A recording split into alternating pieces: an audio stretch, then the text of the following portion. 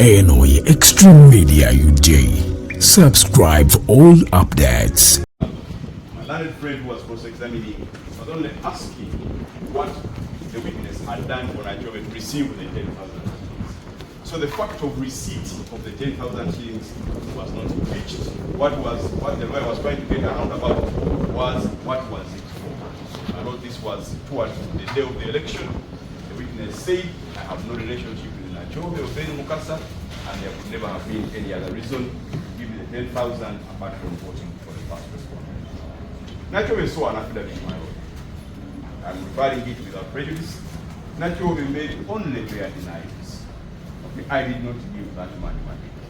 But what is striking are two things from her affidavit, my lord, if when you retire you look at it. Two things lavishly striking from that affidavit. The first one is that Nigeria does not deny in her affidavit knowing Chamber Nathan Mwanguzi. She doesn't say so in her affidavit.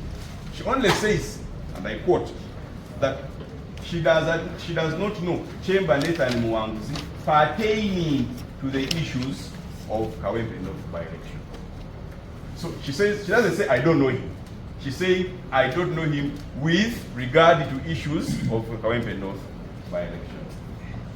Something else striking from her affidavit, naturally. She does not deny being an agent of the first responder. Others try to deny it generally, but this one doesn't deny it at all. My lord, I need to highlight with these two instances, I go to the next one. I need to highlight the evidence they gave in court here during their examination when they stated that they were approached by Ben Mukasantale and told and coerced and intimidated and whatever they said Ben Mukasa and whoever he did it with did to them.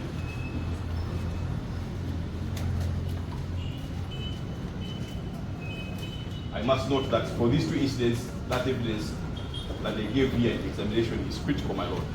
Okay, how they were approached by Ben Mukasantale, again, that this evidence would disappear. That is a key highlight of those two incidents. On the third one, my lord, at Pentecostal Church Polling Center, Wanjala Solomon came to the stand.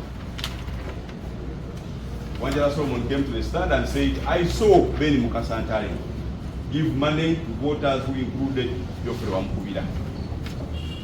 When he was at the stand, my lord, he demonstrated the distance between him and the veranda where Ben Mukasantale was giving the money from. And as you could see, my lord, it was a very short distance. Wanjala could see what was going on. Something is striking from the affidavit of Ben Mukasantale with regard to this particular incident, my lord. In that affidavit, from paragraph 1 to the end, Ben Mukasantale does not deny that he was at that police station. No way does he say, I was not there. He only says, I did not leave because the presiding officer asked me to leave. Kind of literally saying, I left on my own. But he doesn't say, I was not there.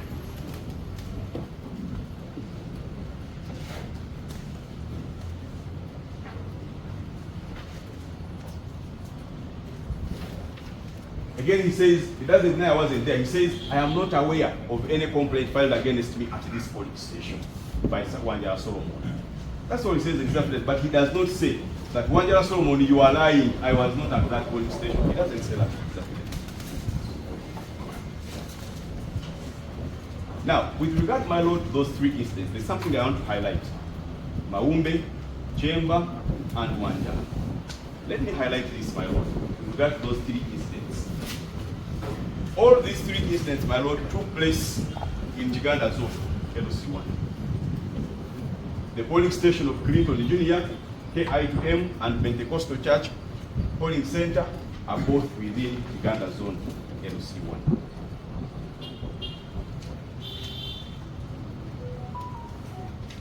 So Ben Mukasantale was operating from Uganda zone. And he does not say, by the way, in his affidavit, or even Nacho, none of them says they were not in Uganda zone on election day. None of them say so. In fact, from the evidence of Chamber Nathan Mwanguzi, my lord, this gentleman we're talking about, Ben Mukasantale, is a resident of this Uganda zone. He's a leader of that zone. And he confirms that, my lord, in his own affidavit.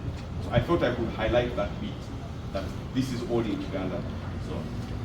Now at Sekati, Navakoza Rita, bribery by Navakoza Rita in Sekati zone, one of the photos and everything. My Lord, a witness Nabukenya Margaret came and he said, this first one was the first one was bribery by Mukasantari. Yes, all those three incidents were bribery by Mukasantari. There were three incidents. Shift to Navajo. To Navakoza, yes. Mukasantari, my Lord, and Nachobe in the first three. Because Chema was bribed by Nachobe. So the first three incidents is Ben Mukasa and Nachobe. This one is Rita, Navakoza. And I'll say this very briefly, my Lord. Our witness came here, Nabukenya Margaret, and told us Navakoza Rita went to a registered voter called Chibuka Mary Diana and gave her 1, 2, 3, 4, 5 items. 2, she stated that this was during the election campaign. This was during the campaign for the by-election. When Rita came here, my Lord, she did not deny. She did not deny that she was at the residence of Mary Chibuka Diana. She did not deny that she gave out the items. All she tried to do was to give a different version now of what she was doing, okay, during this campaign period, Your Lordship. But at least she doesn't deny that during this campaign, she was at the residence of Mary Chibuka Diana and that she gave out these items. That's paragraph 12 of her affidavit in support of the first respondent's answer to the petition. When we cross-examined her, my Lord, we were able to show that on this particular incident, when she went to Mary Chibuka Diana, she was wearing the party symbols of the political party of the first respondent. The photographs that he attached to try and give a different version to what she was doing, as we saw, my Lord, towards the end of cross-examination, collapsed like a pack of cards, my Lord. She started by saying, I took them with this phone. As it later transpired, the phones were different. Some she had gotten from Facebook. It later transpired, she didn't take them to the printer. The lawyer took them to the printer, blah, blah, blah. So that chain was completely destroyed. And so was her version of events as to what happened during the campaign for the by-election of Kawempe North.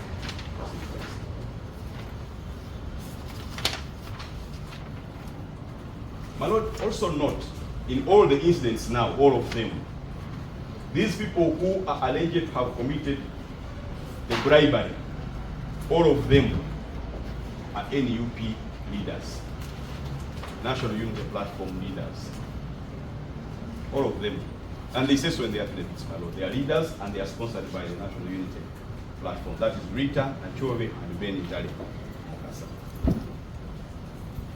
My Lord, which now brings me to the affidavit of the Secretary General of the NUP, David Lewis Lubongwe. There, my Lord. Yes, my Lord. I was evaluating evidence, then I go to the law. Which brings the affidavit of Lewis Lubongwe, where he says, in paragraph 5, 6, 7, 11, and 12, he says in all of those paragraphs, he indicates, 1, that the NUP sponsored the first respondent. That's not in doubt. The first respondent agrees with it. 2, that party functionaries were active in the campaign and on the day of the election. He states, as you will see, my Lord, that officials of the party were there. He actually says himself, I was there supervising the polling stations. Actually said, I am the one who took care of the welfare of the agents of the first respondent. Now, let me go to the law, my Lord, touching on all of those points I've been talking about. Now the law. First of all, my Lord, who is a registered voter? Because I have to prove, remember the first thing, great, my Lord, I need to prove that the person who was bribed is a registered voter. Who is a registered voter? Section 1 of the Parliamentary Elections Act defines who a registered voter is. How? As a person who appears on the national voters list. Once you appear there, whether you have a national ID, whether you have a voter slip, whether you have what, all of those things don't matter.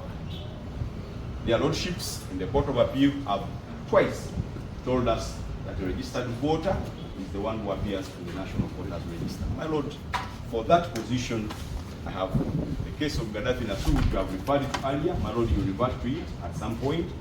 But the new one that I want to introduce, my Lord, is the case of Simon Muyanga Lutaya. It's in our third volume, and the specific holding I want is at page 1016. 1016. Simon Muyanga Lutaya. Am I pronouncing the name well? Am I pronouncing the name well? My Lord, I'm Alex.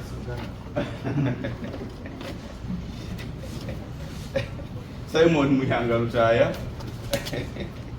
Muyanja, I don't know. Muyanja, I think. He has corrected me, my Lord. The point I wanted to bring with that decision, Your Lordship, at that paragraph, at that page where I've taken you, is that for you to prove that you're a voter, you don't have to have a national ID. No. You don't have to have a voter slip, as I saw my colleagues representing my witnesses here. All that is irrelevant. Once you appear on the NPR, that is it. You're a voter. And my Lord, we have demonstrated that all people who were bribed in all these incidents were registered voters. Maumbe is, Chamber is, Wamkubira is, Chibuka Meli Diana is. These were the 4 people who were bribed. We have demonstrated that all of them were registered. Second, my Lord, what was the purpose of the bribe? The third thing we didn't have to prove. If I go back to the second one.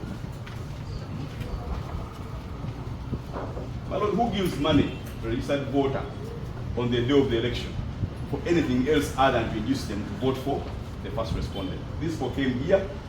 They said, we don't have relationships with these people. We don't owe them money. They are not our relatives. So there is no other reason why they could have given us money apart from inducing us to vote for the first respondent. My Lord, for that, I don't want to waste too much of your time. I refer to the decision of Namboze at page 1064. You will see the decision there. It starts at 2023, but the actual holding is at 1064 and 1065, and we have highlighted.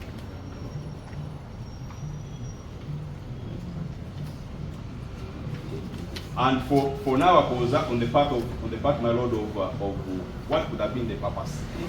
What is the reason why you're giving away these things? For now, my Lord, we submit that she gave out these items to a registered voter when the election was imminent. It was during campaign. Giving a gift to a voter during campaign is prohibited. These gifts were given during the official campaign period, which admitted